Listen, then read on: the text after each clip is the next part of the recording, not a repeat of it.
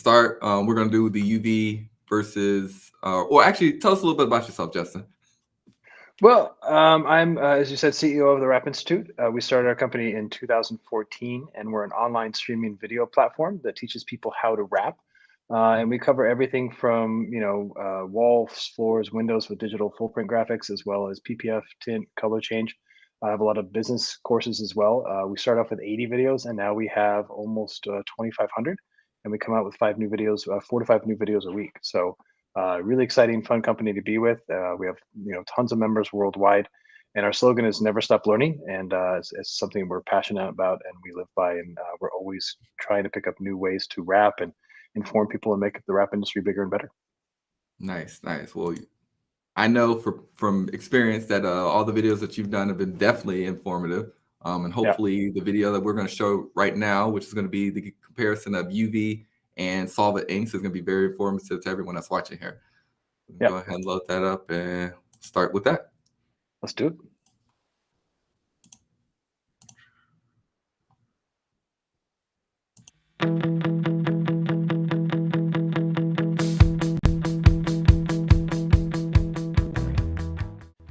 In this TWI 360 video, we're going to do a deep dive comparison between Mimaki's solvent ink versus UV ink from an installer's perspective. So we're going to put it through the paces in terms of cutting, stretching, and much more. And let's get to it. We'll begin by looking very closely at the face of the samples. This is the UV sample, and you can tell nice vibrant colors, and when you get close up, the UV ink has a bit of a texture to it. Always have to keep in mind that with UV ink, you have to choose the right lamination to avoid silvering. Now here's a close-up of the solvent ink, and the ink is actually a little bit more vibrant, so a little more color to it. And if you look closely, you have a nice, good, smooth finish, unlike the UV ink, and it laminates nice and easy and straightforward. So you have to think about that a bit in production. And now we move on to a stretch test. So we have two pieces, UV and solvent ink, and we're going to stretch them exactly the same. In fact, we're going to stretch them a lot. So here James anchors it on the table, adds some heat, and he's going to stretch this piece, and this is the solvent, around 40%. So he pulls nice and hard from the top and then anchors it on the table. So a nice slow steady pull. Once he locks it on the table, then he's going to move on to the other sample, and that's the UV. So going to do the exact same thing, heat and stretch exactly the same distance, and then lock it on the table, and let's compare. Now the word on the street is that UV ink can't stretch nearly as well as solvent ink, so UV would whiten or crack when stretched to 40%. That being said, here's a close-up of the solvent sample, and now we move on to the UV sample, and let's see if there's any difference. In this case, there's absolutely no difference. It looks nice and smooth, no whitening at all, so the color between solvent and UV, no difference when stretched even max to 40%. Now we do a slidability test.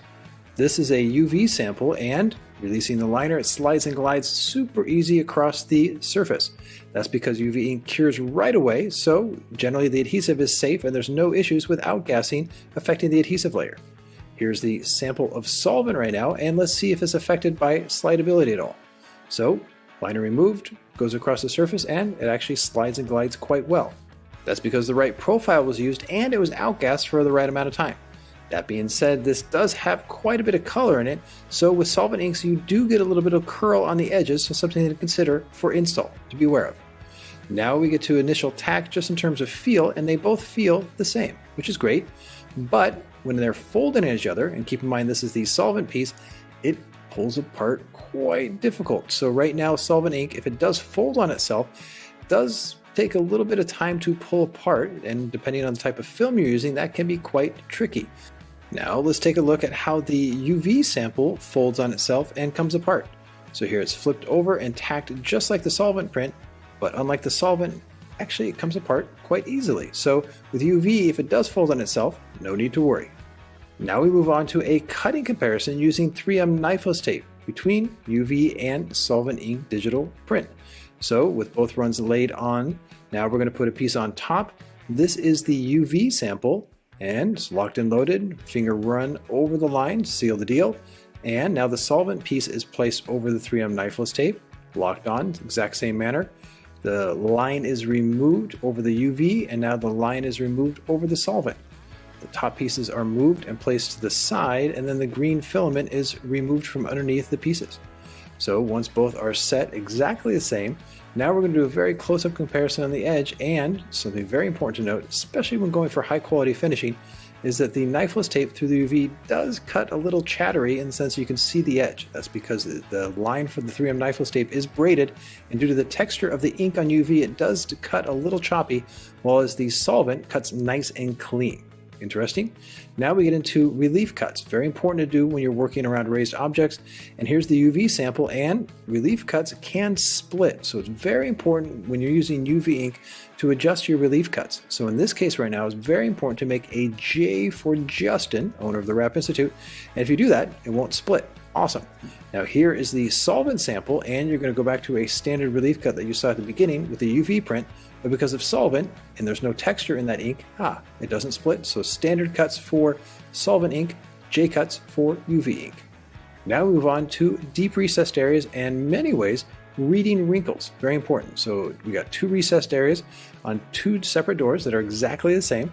And Jemus is going to lay this panel out, and essentially he's just going to go full cowboy. So he's going to release the entire liner. He's going to lock in it at the top, take the magnets to the side, and just release the backing paper over the entire recessed area, then lock it in on the high ridge. So pretty much a standard style of install with full print digital recessed areas when you're forming in.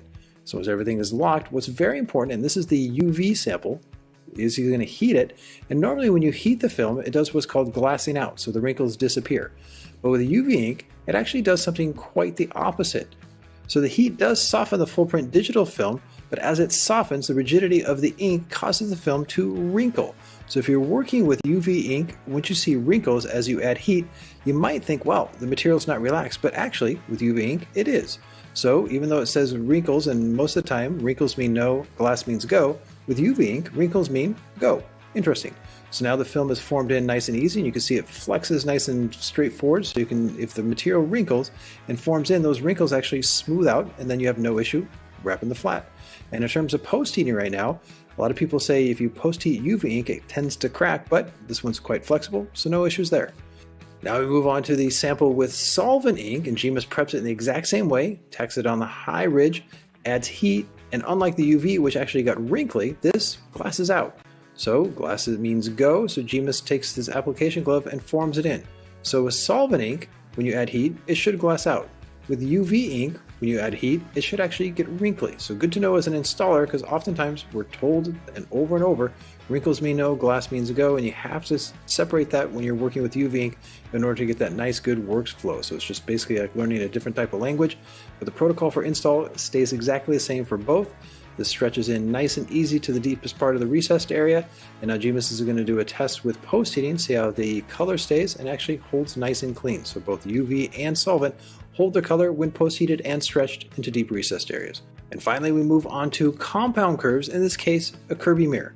So Jemus is now going to take a piece of the UV full print digital film, places it on a wrap UEZ, and he's going to stretch it from the point at the front all the way to the back. So he's basically going to stretch it between 15 and 20%. Wrap UEZ is a great way to even out tensions when wrapping compound curves. This comes from Yellow Tools. So once he stretches it onto the mirror, he releases it from the wrap UEZ with a nice safe cut. And then essentially, because he did stretch it a little bit, it's going to trigger the memory of the film and relax it to the edge. So you can see with this, it has great color, so it does stretch nice and clean. And as he shrinks it back, it does shrink back nice and even. So even though this is a UV film, as he adds heat, it doesn't get those wrinkles that you saw in the recessed area, so slightly different dynamic there. And he's going to trim everything off right to the edge, seal everything down, and finish off with post heating again. And this is a compound curve that's actually made of plastic and a little bit hollow behind, and that can be a little tricky sometimes with UV ink if you stretch it a lot. Let's say 40%, but if you keep it under 20%, it post heats fine with no cracking. And now here finally the sample with solvent ink. So Jemus places it right at the exact same spot and is going to stretch it exactly the same. So here he's going to add heat and stretch it all the way to the edge. So exact same protocol in terms of install. Takes it all the way to that outside edge, relaxes nice and clean, and that color stays nice and uniform. So he locks it onto the main body, and in this case the material didn't curl that much. So in terms of we talked earlier about a little bit of saturation and the kind of lifting on the edges, no issues here with the mirror because of the wrap UEZ and primarily holding that material nice and even on the edges.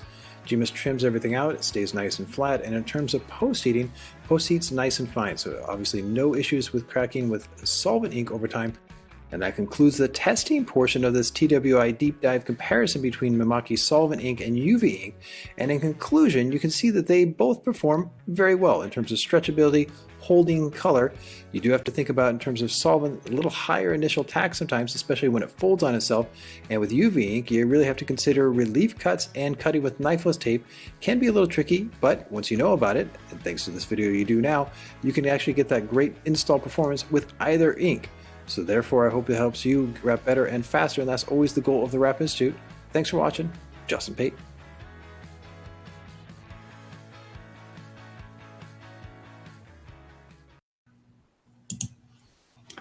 Excellent, excellent. So, again, thank you for creating that video for the UV solvent comparison. It was an excellent, informative video.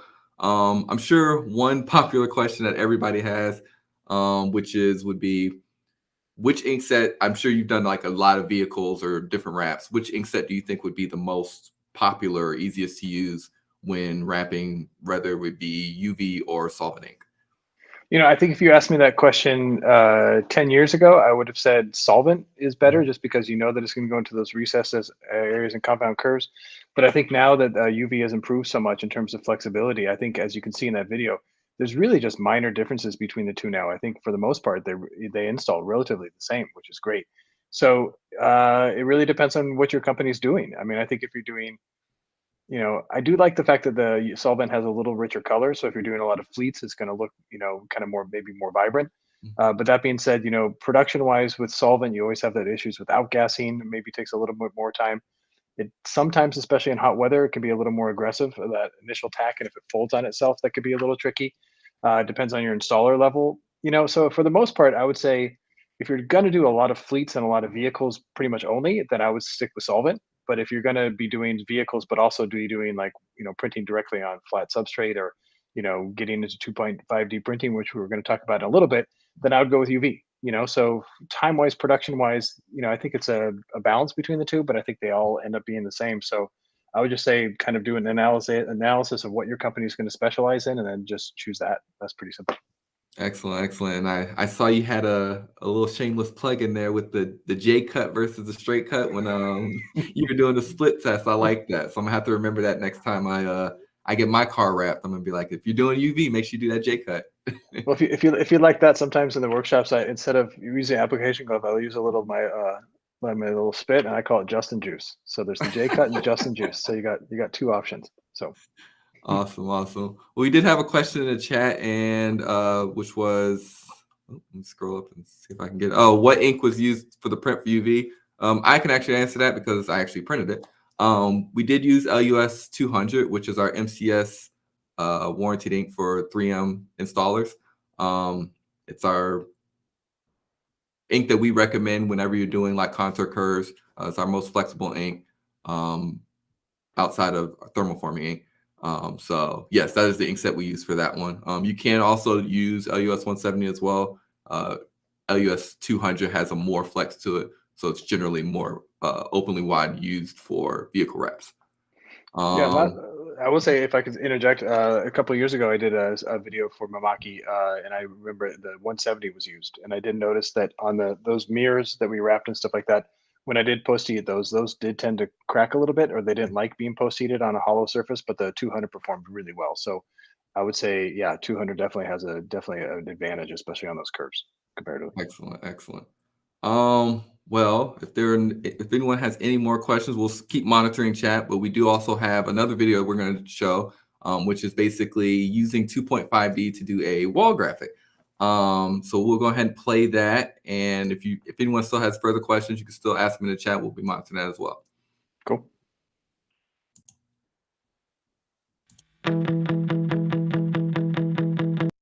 That is my bad. That is the exact same video.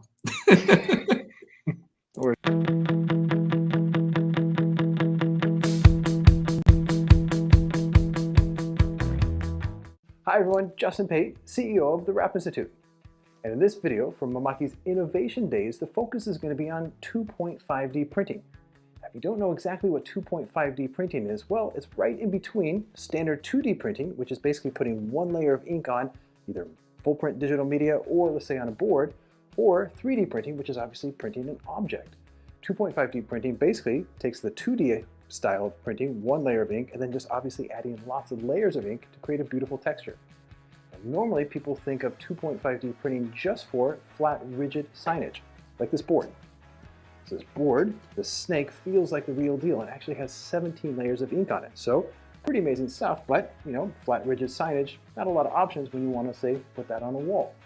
But you might not know that you can actually put 2.5D printing on standard full print digital media.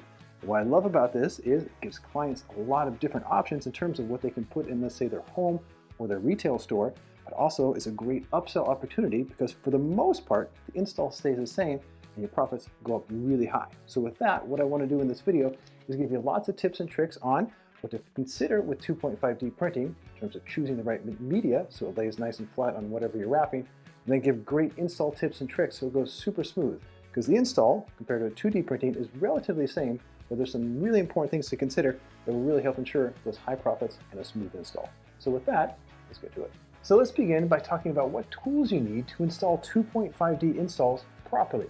They're basically the same as standard wall digital full print installs, but slightly different. So let's get to it. First thing is heat gun. Now oftentimes when you're doing wall installs, you might not, for the most part, need a heat gun because you're installing on flat and the 2D makes the material flat. But because 2.5D makes peaks and valleys on the material, there's different tension points. So therefore, sometimes even on flat wall, you need to add heat. So you want to get a heat gun that has a variable setting. Very important for that, and I'll show why in a second. So variable setting heat gun. Next up is cleaners. Obviously you want to clean the wall. Standard cleaning applies. And for maintenance, always want to just use soap and water. Keep in mind with 2.5D printing, you're not laminating on top. So therefore, if you use, let's say, a hardcore solvent cleaner, it's going to pull the ink off, which is not good. Always want to have a highly absorbent microfiber towel, and you want to have a straight edge. Straight edge is necessary for aligning the panels if they need to be straight, but also trimming on site. Very important for that. Oftentimes you need a contour cutter ahead of time, so you want to pre-cut out raised objects. So you want something like this. This comes in really handy because when you're trying to trim out panels with 2.5D on the fly, it can be really, really tricky. So cutting them ahead of time precisely comes in really handy. For setting the panels up, masking tape. I always want to get 2-inch wide masking tape. Keep in mind that the texture of 2.5D lowers the surface energy, so the wider the masking tape, the better for hold. You always want a nice tool bag on hand to kind of make all your tools easy and grab them. It's very straightforward. Now for squeegees, keep in mind what I just said earlier is the surface that you're wrapping on isn't laminated, so very important you can put a fresh buffer on. You can use a wide squeegee. If you use a smaller squeegee, try to always get one with that corner covered, which is really good. So you want to use, let's say, a monkey strip or a banana buffer is a great buffer as well. You also want to use an application glove. Now again, normally with a standard wall install, you'll never use an application glove, but you'll see why in a little bit, why application glove is absolutely necessary for getting everything down nice and tight in between the raised areas where the 2.5D print was. Tape measure, absolutely critical. Always you want to measure correctly, but especially with 2.5D printing, there's sometimes a limitation on how high it can be printed. Sometimes they say 96 inches. And if you're wrapping a wall that's higher than that, sometimes it's smarter to print it horizontal. So sometimes vertical panels, sometimes horizontal. Now we get to cutting, which is really critical with 2.5D printing. You can get up to, let's say, 8 or 9 layers for a full print digital print, which can make it very, very difficult. So if you use a standard stainless steel blade, it might not be sharp enough. So I highly recommend using a carbon blade or maybe even a ceramic blade for 2.5D prints. Just cuts it cleaner and better when you're on the job. Always, of course, want a safety box because you'll be clicking your blades quite a bit to make those good cuts. And maybe you won't even consider scissors, but oftentimes if you use this bodyguard knife, that's enough. Cuts clean and straight and very safe. And obviously sometimes you want to do markers and cut things out ahead of time, but for the most part, that's all you'll need. So similar to standard wall installs, the slight modifications mainly with the blade. So with that, let's get to the install. Let's begin by first talking about the layering of the 2.5D and what you have to consider when you're using full print digital media. Now here's a close-up of the 2.5D on rigid substrate, and this one has 18 layers. Well, if you do full print digital media, the highest you really want to go is, let's say, 7 to 8, because if you go any higher, it might be really difficult in terms of the UV ink holding onto the surface, especially of any type of curves. What you also have to consider with 2.5D printing is there's a couple options. You can do full color, where let's say on that first one the mushrooms were raised. Well, here the space in between is raised. So lots of different options in terms of what you want to raise up and what you want to keep down. You also have options in terms of the ink. Here is a gloss version, but they also have a matte version. Very cool. So there's a lot of room to play with, which gives your clients lots of options. Now we move on to what you have to think about in terms of paneling. So here, measuring from the bottom of the floor to the ceiling, and what you have to consider is on some printers from Mimaki, the most you can print top to bottom is 96 inches. So in this case, top to bottom is around 104. Side, it's less than that. So if you go top to bottom, you're going to be short a little bit. But if you go side to side, you'll have full coverage. So therefore, sometimes, especially like on this wall, it might be better to print horizontally rather than 2 panels vertical, which is standard. So in this case, horizontal might get you the most coverage. So now we get to cleaning. Standard prep based on the full print digital wall film. You always want to just clean with a isopropyl alcohol, never clean with soap and water. You want to put masking tape on any raised object. So in this case, on the upper area of the fireplace, on the bottom right there. So with the workspace prepped, now let's focus on the 2.5D print that goes on the full print digital media. And what you're looking at right now is actually the adhesive side with the liner removed. And you can see that the 2.5D ink creates a texture on the adhesive side. So when you're installing, you really have to think about it like an interior film. So if you've done any type of installs with interior film, let's say crocodile or brushed, that actually creates high points and low points of tension. So here I'm using high heat on the heat gun, and because of that, the combination of, in this case, polymer calendar film and the rigidity of the ink right now is causing the film to curl up very, very quickly. So therefore, it's highly recommended when you work with 2.5D ink to lower the heat setting on your heat gun. That's why you want that variable heat setting on your gun. So now, going back and forth, same flow, but right now, because the heat is lower, the material doesn't curl nearly as much, which is a big win. And here's some things you need to consider when cutting 2.5D ink on full print digital media. If you're working on a table, because you can put nice good pressure on it, it comes off clean.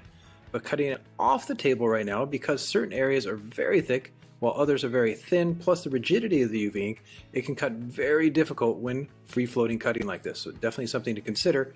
And that actually carries over to the install. Here, let's say you're trying to work around this area around the fireplace and trying to make a free-floating cut, which is pretty standard when you're doing normal wall installs. But as you just saw, trying to cut this material floating right now, there's no table to kind of cut directly on, can be really, really challenging. Once you make the cut, yes, you can go back to your normal protocol, but very, very difficult, big high chance of mistakes, so really, really difficult to do. So therefore, it's highly recommended if you do have raised objects, you should create templates ahead of time. So this is when you want to use that contour cutter, set it right here to the edge. Once that's set now and you know exactly where the panel goes, then you'll say, for example here, coming to the panel, right, mark it right where it needs to go.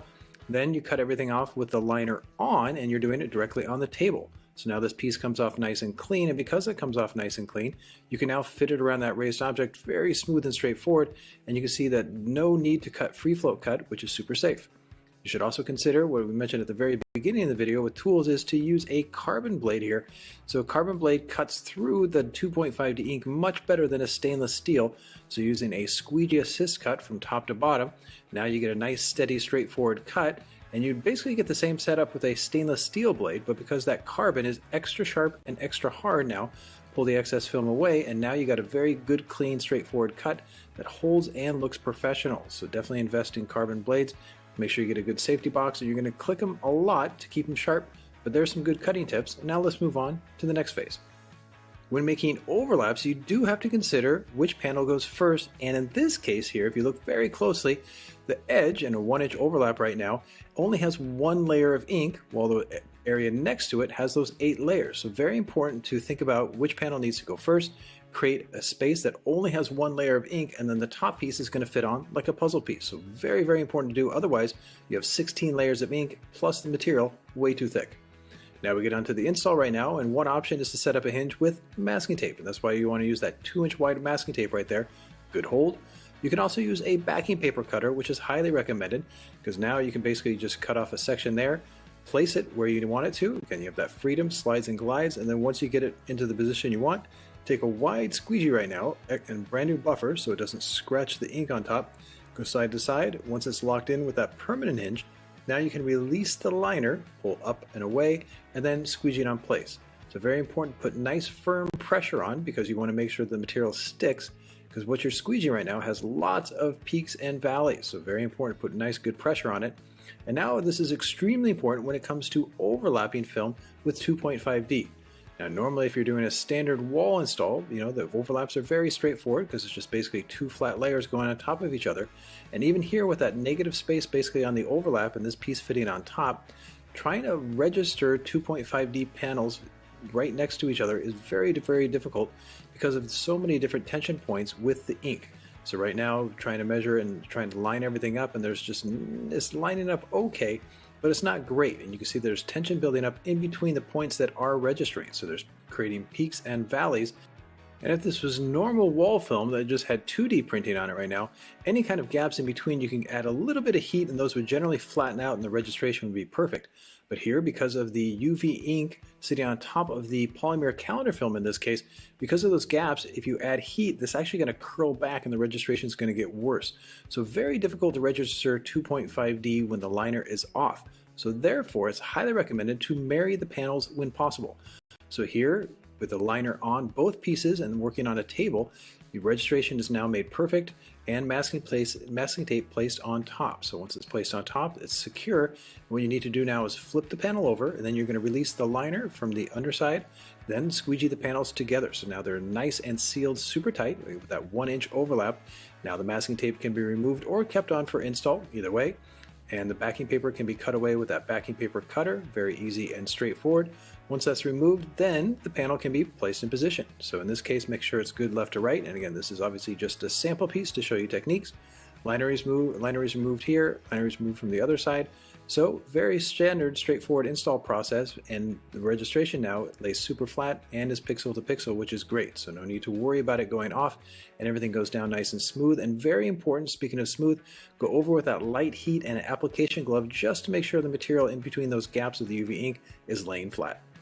So what you have to think about also is the UV ink is actually quite scratch resistant, even though it doesn't have a lamination, which is great. But it is sensitive to what it's cleaned with. So let's say maintenance for the client, if they take, let's say, isopropyl alcohol or a surface cleaner, it will remove the ink. So very important to consider this and guide your client into the right protocols for maintenance. So in this case, soap and water does really nice. Otherwise, a very, very, very light solution of alcohol and water. So once that's set, what you also have to consider is 2.5D ink is not only great for, let's say, walls, but it can also be used for laptops in this case. So here, taking a piece of material and going over the laptop after cleaning and prepping, squeegeeing with a glove to make sure that the material lays nice and flat on the surface, using that carbon blade to now cut it flush on the edge. So instead of having a normal boring 2.5D print on the computer, now it has that great beautiful texture, rock and roll. And then what that also means is happy wife, happy life. That laptop was actually for my wife who loves this print, and you can tell that she's super happy. So with that, this has been an overview of the 2.5D printing in terms of install and what you have to think about with production. Thanks for watching. Justin Pate.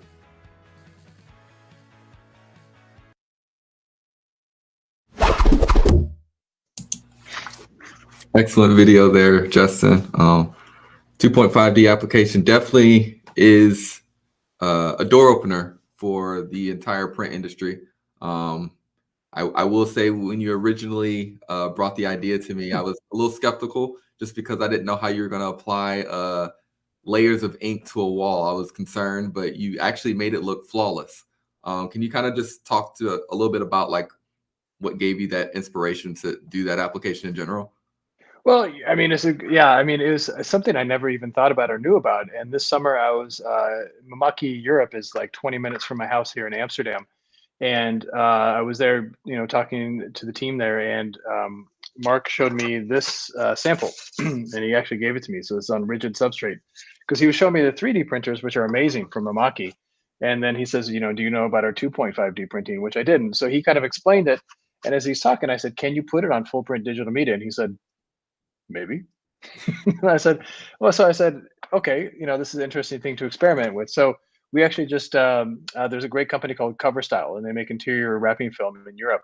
And so they paid, this is actually my house in Amsterdam. We just bought the floor below us. And so we did a whole video series on wrapping this with interior film. And while we're doing it, there's one wall my wife wanted a really cool print with a special mushroom design, and in the bedroom she wanted another print. And so I thought, well, I just heard about that 2.5D. Maybe we could use it there. So that's the goal right now, to do it. So that was actually that video was for me. Obviously I tested it beforehand and put it through its paces, but I haven't really done like a full install on it, and I'm still hoping to do that on this wall in the bedroom. And it was really interesting to dive deep into it, like open my eyes or my mind, and just say, okay, let's see how this installs. And it was very different. It really kind of took me by surprise, the dynamics of the thick layers of UV ink and how they react to the film underneath. Because I think the material that you sent was IJ40, which is a Yes. polymer counter film, and that obviously has its own built-in stress. Like if you give that a kiss of heat, it kind of reacts and shrinks, while the top layer is super stiff. And actually this cabinet right there, when I was wrapping that with interior film, that was crocodile interior film, super calendar. That's a monomer calendar film. And when you give that heat, it actually shrinks a lot. So it really reminded me of how the mushrooms installed, where as an installer, you have to be really prepared for it to go in different directions that you're not used to, because there's really no anticipating what it can do. And plus, those layers are so thick of the UV ink, and they're so hard that I don't like to use carbon blades, but I had to. There's no other choice to do that. So once I started to dial it in and understand how the material behaved, then it became a lot of fun. I mean, when I got done with this laptop, I mean, I wasn't joking about happy wife, happy life. Uh, I've wrapped her laptop so many times, and I'm telling you, I've never. I mean, I don't know if you can see it closely on the screen, but Mhm. I mean, that texture is phenomenal. And so for me, even just for laptop wraps, I think you could sell these for premium. And that's kind of the whole point of why I like this 2.5D printing is walls and floors. I mean, walls especially, but flat substrates are such great money generators by themselves. And Mhm. then if you could add that 2.5D and dial in the install, where the install is not that much harder than a normal install, but you're charging 70, 80% more, which I think you can with this. I mean, the doors that opens to profits and to making clients happy is phenomenal. I mean, seriously, just to have I can't wait to see this on the wall. I mean, just to kind of, I don't know, there's something about that tactile thing. And then my ultimate goal, to be honest with you, and I hope I can do this with you guys in America, is I would like to do a car wrap with the Mhm. 2.5D goals. You know? Absolutely. I'll definitely have to keep in touch with you on that. We'll come up with a design for them. I'm actually Yeah, excited to do something like that. That'd be fun. yeah. I mean, I know a company. One of my favorite companies in the world is Metro Wraps down in Miami, and they do really amazing cars. And so, I really hope that the Wrap Institute has an event in December. That is called the Wrap Experience, and we're having that in December next year in association with Metro Wraps. So I'm hoping to debut the first 2.5D car wrap there. Oh, okay. Okay. Yeah, Sounds cool. Sounds cool. yeah. Well, another thing I want to mention is like I noticed in the video you demonstrated a lot of like traditional ways that people would do installs, as well as your modified way to install it because it is 2.5D. I do want to take the time to say thank you for that, because that's actually excellent. Most installers that are doing installs, they just see, oh, it's final, I put it on the wall. It's the same way every time. Mhm. But you demonstrated that this is what happens when you do it the traditional way. This is what happens when you do it the right way. And I think a lot of people need to see that, because it's hard to, just uh, verbally tell somebody what they need to do. Yeah, I mean, so good. I mean, everything the Rap Institute, aside from making members videos for our members, which is our number one priority, we make a lot of product videos for the manufacturers. Like for Avery Dennison, for example, we've made like 30. And why we like making those is if you don't really watch that video ahead, because no one reads a product bulletin, to be honest with you. I mean, no one's going to do Exactly. it. But if you watch a video and okay, I should post heat at this temperature, I should make sure I do this, then you don't screw it up. And especially with 2.5D printing, is you don't want to print an entire wall for, let's say, a retail store, and then have your installers go in there and start to wrap it like a normal install. Then you have to throw everything away, because I mean, the cost for printing this is, the price goes up for production because you're using so many layers of ink. So right out of the gate, if you don't know how to install 2.5D, you're going to lose a lot of money. So it's a different install. It really caught me the first time I played with it. It caught me off guard. I was like, this is impossible, but nothing's impossible as long as you kind of open your mind and start playing with it. And at the end, when I shot that video, I feel like I had it really dialed in. And I think even when I do more installs, I'll dial it even more. Even this laptop, we're going to put a video on the Wrap Institute, and I try to wrap it like normal. I just squeegeed it across, and there's some bubbles, and I heated it. And when I heated it, it literally just popped up, and I had to redo the piece. And the next time I did it in a totally different style, and it worked great. And my wife, who doesn't really care about wrap or anything, she was, watching me do it. She's like, "Oh, that was really cool. You made an adjustment. It worked." Yeah. So once you dial it in, like with anything, once you dial it in, you're like, okay, this is cool. And if you're, anyone out there who's watching who has a UV printer, I'm not joking. Dial this in as quickly as you can, because I'm telling you, once customers feel the difference, they're going to want it. And if you know how to install it, you're one of the first people in your city who's doing it, and you're making so much money in basically the same amount of time. It's cool. And you also have an edge up on your competition, because now you're able to provide something that they don't know how to do. Yeah. Absolutely. I mean, like, as I said earlier, like when we did the interior wrap in my house, like right now that those cabinets are crocodile, the table that I'm at is crocodile, the bedroom is, or the kitchen is brushed metallic, so interior film is great that way because you have all those textures. But, even though you have, let's say, 500 options from cover style, you're still limited to those options. And now, you have the texture love in print. So how many options can you give your client? Millions, so. And I think there's clients, especially in homes, in your bedroom, you really want, I mean, who doesn't want a textured snake above their bed? I do, what I'm saying? But even, okay, the piece that we're doing in the bedroom is this, and this is, classic wallpaper, kind of, Victorian style. But I mean, to have that textured as opposed to just a flat print on the wall, I mean, it's really stunning what you can do. And for me, it's a very tactile thing, and I think people really respond to that, and they'll respond to it with their pocketbooks for sure. That is true. That is very true. Yeah. Well, we'll take a look at the chat. If anyone has any further questions about whether it's UV solvent comparison or 2.5D in general, you can ask those questions in chat. We'll be here for a couple more minutes to answer any questions if anyone has anything that they want to ask myself or Justin. I did put in the comment section for any of those people watching right now. We have a coupon code at the Wrap Institute that we made special for this event, and it's TWI Mimaki, all caps, 2022, and that gets you 15% off a 1-year membership to the Wrap Institute. Nice. So that's around $9 a month that you're paying for unlimited access to all the videos, and I can't recommend it even more. Not because it's my company, but my team is so passionate about putting out these videos, and everyone who's a member says even after the first video they've made their money back, because we're a neutral platform. We're 100%, we're not, making videos to sell products. We're making videos to help the industry and make everyone better. So it's what we're really passionate about, what we love. So we have lots of videos. I mean, I hope more and more we have more videos coming out on 2.5D because God, I'm just even having this laptop. I'm telling you, I'm not faking it. I love this texture and feel. It's really, there's nothing like it. So. Got you. Thank you. Of course. So yeah, we'll just be checking for anyone. If you have any further questions, like I said, feel free to throw that in the chat for you. There you go. Yeah. If you have any further questions, anyone, that's the link right there, or I'm sorry, the promo code that Justin was referring to. If anyone wants to go ahead and copy that. John, I will get you that 2.5D. I have extras left over. So extras left over. Yeah, I mean, it's yeah, as I said, I mean, the one thing you have to think about it, and I think you can answer this, Melvin, I think it's important for those people out there watching, is, on the flat rigid substrate, you can really build it up. But for the full print, I would recommend, even off of this, because I think this one you said it was 7 layers clear, then 1 white, and then 1 ink. So it was basically 9, correct? Correct. It seems like I would personally I love the height of it, but in terms of install, I would like to see maybe if we can do another experiment sometime. I'd like to see how it performs with maybe 5 or 6, because I think you would lose a little the 2.5D factor, but I think it might make it a little more install friendly.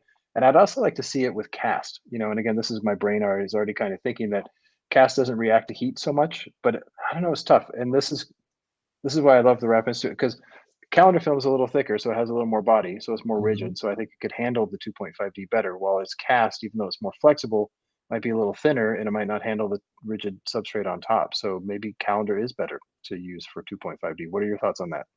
I mean, that actually makes a fair point. I will say that was one of the things when I was printing it and after we shipped it to you, I was concerned that it was going to fold in on itself and you wouldn't be able to apply it. But like I said, you definitely found a method to do that. So it worked out perfectly.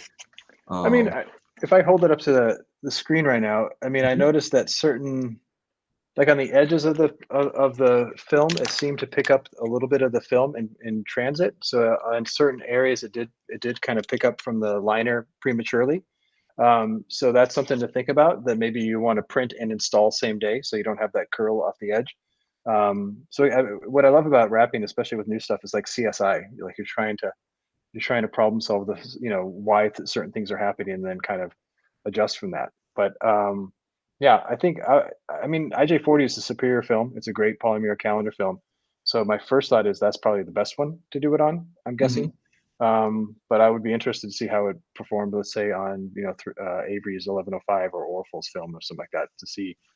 But I think for the most part, maybe a little thinner ink and then maybe a different substrate to see how it performs. But marrying those panels ahead of time is critical, because it was really Yeah. interesting to see that uh, if I had to do 2 drops from ceiling to floor and try to register those panels in a normal way it would have been impossible. So I think marrying those panels together ahead of time and dropping it as one panel is absolutely essential for quality. Yeah, especially when you have such a busy content in the image. If it was obviously if it was a flat color, it wouldn't really matter as much, because you're just seaming it down there. Yeah. But when you have something that you have to perfectly match up the whole way down, yes, I do agree that the method that you did with the tape on the back was probably the best method. Yeah, and that's a great method. A lot of people use that for wrapping semi trailers and box trucks and stuff like that. And that's an excellent way to do normal 2D printing. But I think Mhm. for 2.5D printing is cool. But obviously for a laptop you don't need to do it. But yeah, maybe I'm just going to get into laptop wraps. I'm just going to go there. Oh well, new business, new ventures. There you go. Well, I mean, if we're even thinking, I'll probably make a video on the Wrap Institute. So if I'm doing a laptop next time, the 2.5D print will be just inside the edge, and everything on the outside edge will go back to the normal print film. So it'll basically have one layer of Oh, ink on the outside. So if you neutralize the edges and put all the 2.5D in the main area, I think that would actually be a good solution. So that's more to that's come. More to yeah, come. yeah. It's all based off of design, and I think you have great ideas when it comes to how to work around a design for your application. So that's why 100%. even when you said the overlap part, make sure I don't print uh the 2.5D for the overlap when you do the 1 inch. I thought that was a great idea too, because personally I wouldn't have thought to do that ahead of time. Mm. And I think that would have really been difficult to do had I sent it to you with that overlap and the texture was on there as well. That would have created a non-happy wife and therefore a non-happy life. I don't Yeah. want to be responsible for that. No, you did great. So yeah, I mean, I'd love to, and I hope we can do, with reference to Mimaki moving forward. I'd love to kind of explore this because I think there's a lot of potential for sure. Awesome. Thank you. Well, as we're wrapping up, I do want to say thank you for joining us today for our Innovation Days. For everyone that's watching, this is the last day. So thank you everyone for joining us. It's been a very long and exciting week. I hope everybody has gotten a lot of information that they want. Make sure you're reaching out to your contacts, your dealers, your sales reps, anyone that you need about any information, or whether it be machines, applications, further information through either Justin, if you have like a way that people can contact you outside of this. Rapinstitute.com is the best way, or Justin at rapinstitute.com. You can always reach me out anytime. It's cool. Perfect. So yeah, we can I guess we can go ahead and close up everything. Again, thank you for joining us, Justin. Everything was My very pleasure. informative. Everyone please stay tuned. There should be another session at 1 p.m., which is about an hour-ish, hour 15 minutes. So please join us. I believe that video is with Hugo. Yes, Hugo and Graveltech. Yeah, so that should be in about an hour and 15 minutes. Again, thank you everyone for joining us, and thank you again, Justin. Thank you, Melvin. Cheers. All right, see you. Bye.